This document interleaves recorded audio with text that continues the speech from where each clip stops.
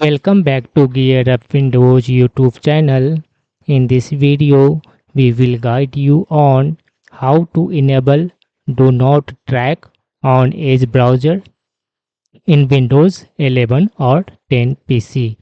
Enabling Do Not Track on the Edge browser in Windows 11 or 10 helps enhance your privacy by requesting websites not to track your browsing activities. This feature sends a do not track request to websites, though it's important to note that not all websites will honor this request. To enable this one feature, first open Edge browser. After that, click on this one settings and more icon in the top right corner. In the drop down menu, click on this one settings option. After that, in the left sidebar of the Edge browser, select this one privacy search and services.